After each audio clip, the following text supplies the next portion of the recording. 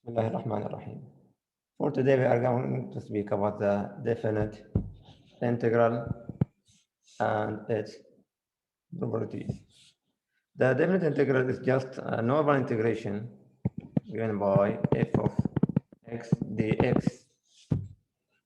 We said before this is indefinite. This form, integration of f of x without any limits, is called the indefinite integral. For the definite integral, the only change is that we are going to have limits. Upper or lower limit for the integration and upper limit from a to b f of x. We are finding the integration of the function. Just find the value between 2 points in the domain from a to b. And sometimes we need to find the value under this curve. If it is positive, we'll say it is area. If it is negative, we'll say net integration and net value of the integration. We have different type of application for the definite integral. In general, the definite integral of f of x between a and b is equal to the antiderivative of the function f of b minus f of a. This will be the value of the definite integral. Integration f of x between a and b is equal to capital F of b minus capital F of a. The antiderivative of the function at b minus the antiderivative at a. We have some properties for this one.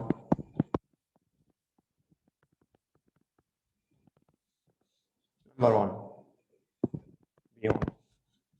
The integration of a to b f of x dx is equal to the negative b to a.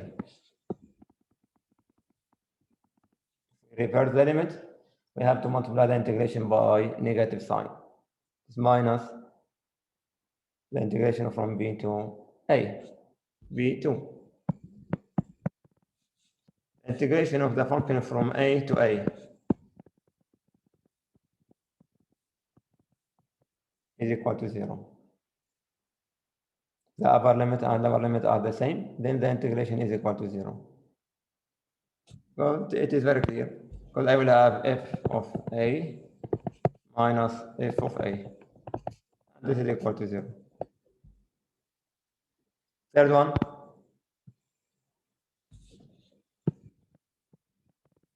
Three. C belongs to the interval a and b. Then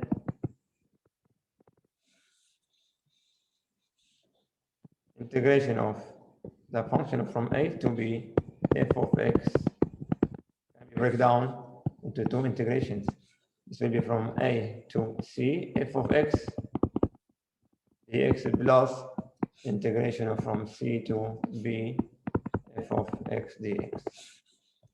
That is it. If we have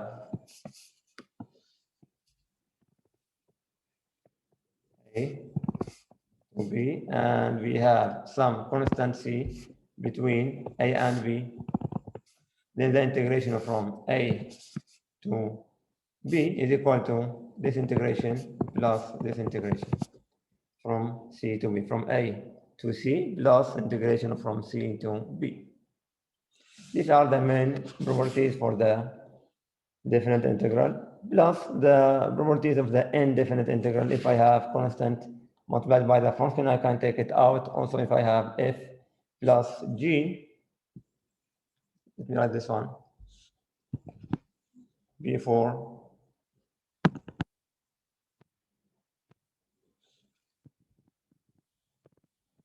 integration from a to b f of x plus or minus integration of g of x dx equal to the integration of f of x plus or minus integration of g of x dx, giving the same limits from a to b for f and from a to b for g of x dx.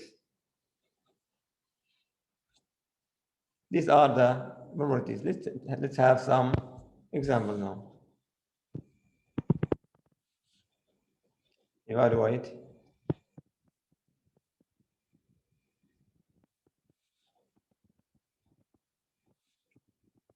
definite integral.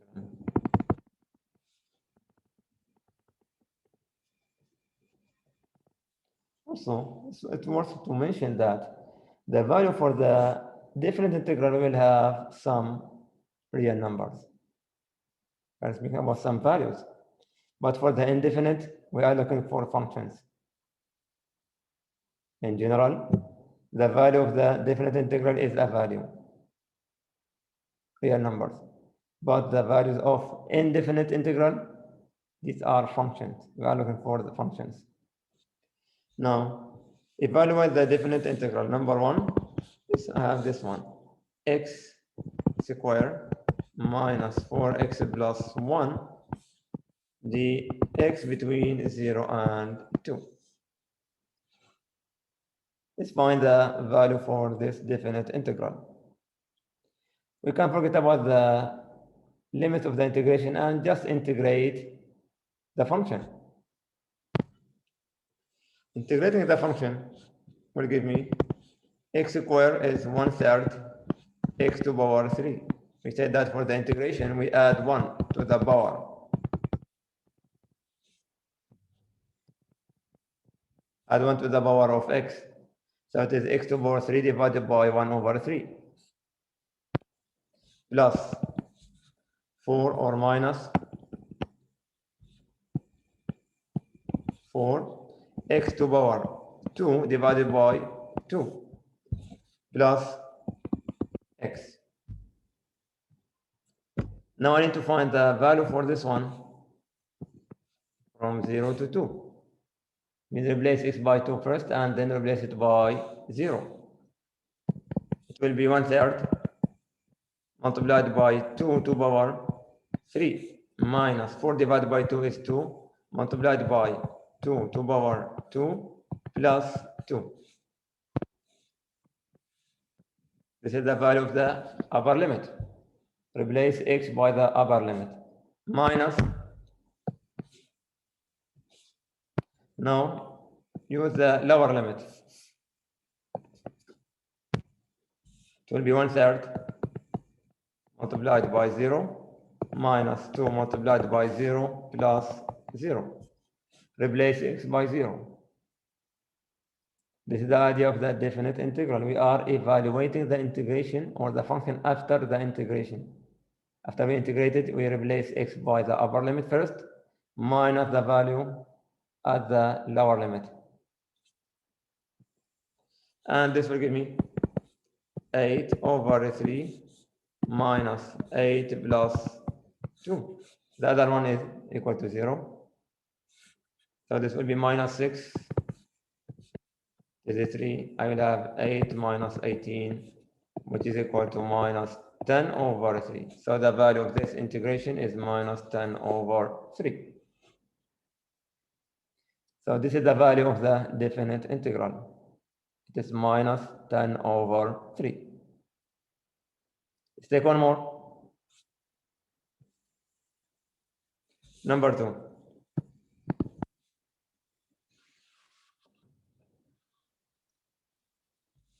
Take this integration of n x over x be x between e and e squared.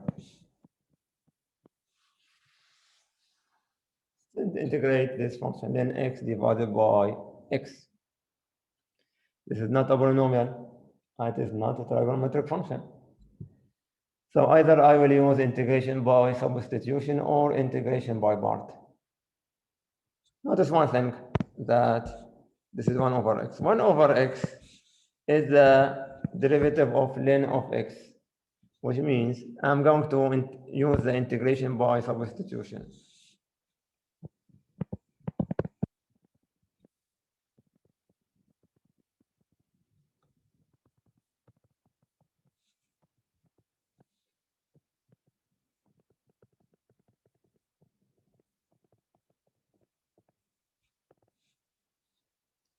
For the integration by substitution, I will say let u equal to ln of x.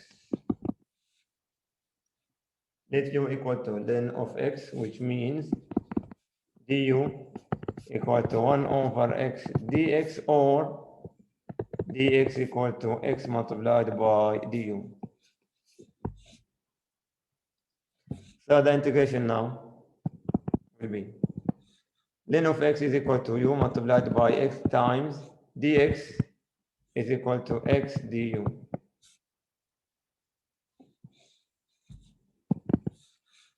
This x will cancel x. So we have integration of u du. Now what to do with the limits of the integration? Since I said that u equal to ln of x, I can change the limit of x to be limit of u, or I will leave it now as it is, and at the end I will write it back as a function of x and substitute the limit of x. We have two methods. The first one, I can find from this step, I can find limits of u equal to, write it down. We said that u equal to ln of x. Now I have two values for x. If x equal to e,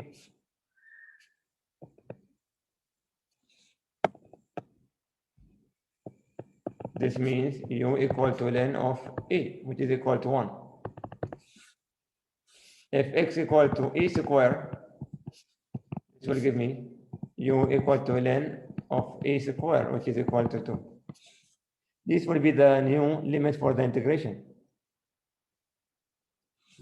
I can use this one to say that u is equal to from 1 to 2.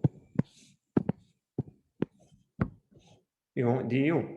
Or I will leave it without limit now, and at the end I will write it back as a function of x and using or use the original limit. So either you can use this one or that one. Now the integration of u is equal to 1/2 u square between 1 and 2, and this will equal to 1/2. Replace u by 2, I will get 2 square minus 1 square is equal to 3 over 2. So the value for this one is equal to 3 over 2. If I don't want to change the limit of the integration, suppose that I don't want to, another way.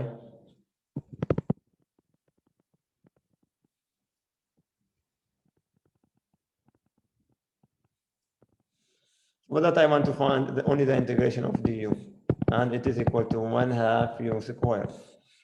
This is equal to 1/2. U is equal to ln of x.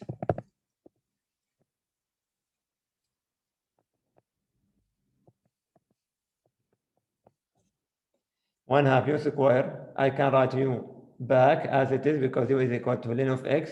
Then I will use the original limit, that will be e and e squared, because this limit for x, these are limits of x.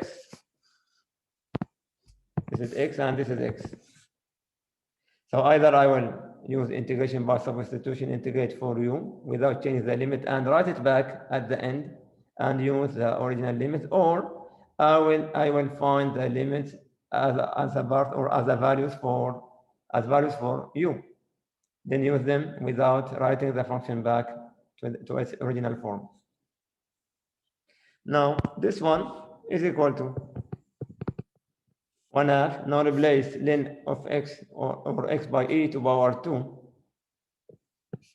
That will be ln e square all to power 2 minus ln of e all to power 2, which is equal to 1/2 multiplied by, this will be 4 minus 1 is equal to 3 over 2, which is the same.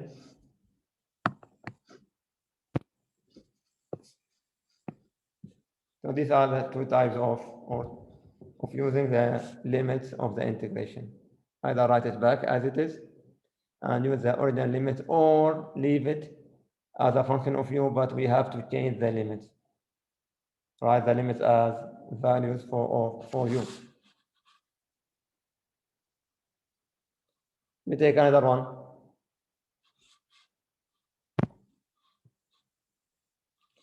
Number 3.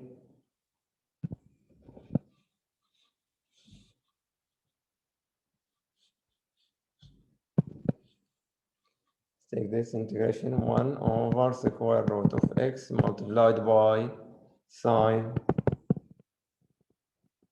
square root of x dx. And this is limit from by square to 4 by square.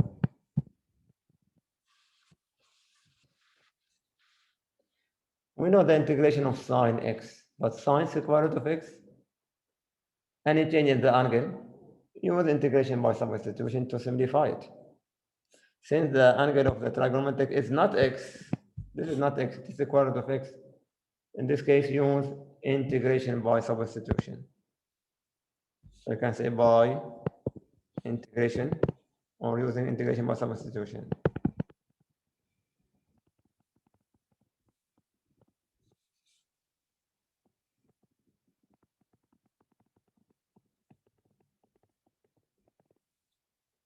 Let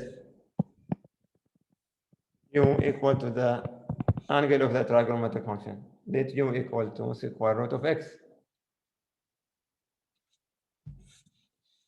This will give me du equal to 1/2 square root of x, or 1 over 2 square root of x.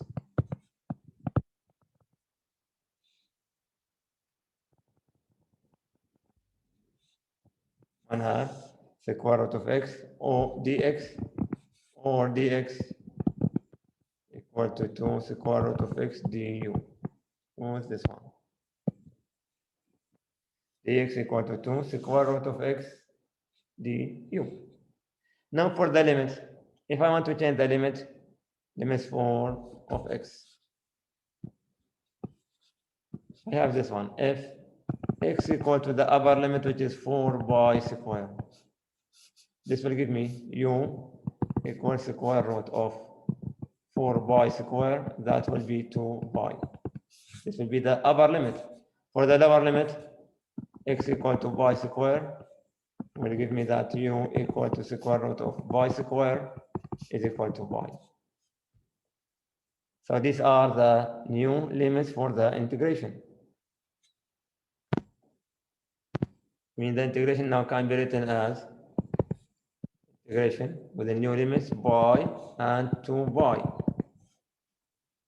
These were by square and 4 by square when it was 1 over square root of x, but change it to u, then I need to change the limits as by and 2 by. So as 1 over square root of x multiplied by sine square root of x, which is u, multiplied by dx, that will be 2 square root of x du. Just this one. You can see that we can simplify this, take square root of x up and down. I will have 2 outside integration from by to 2 by of sine x, sorry, sine of u du. Now integration of sine of u is equal to minus sine of u between by and 2 by. So it is minus 2 cosine of u, because the integration of sine is equal to minus cosine. This is equal to minus 2 multiplied by cosine of the upper limit by minus cosine of the lower limit. Is equal to minus 2 multiplied by cosine of 2 by is equal to 1, minus cosine of by is minus 1. So I will have minus 4.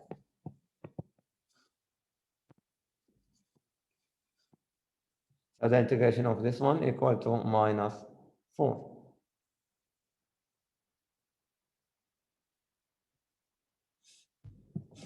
So this is the idea of the integration or the definite integral. We need to find the value of the function.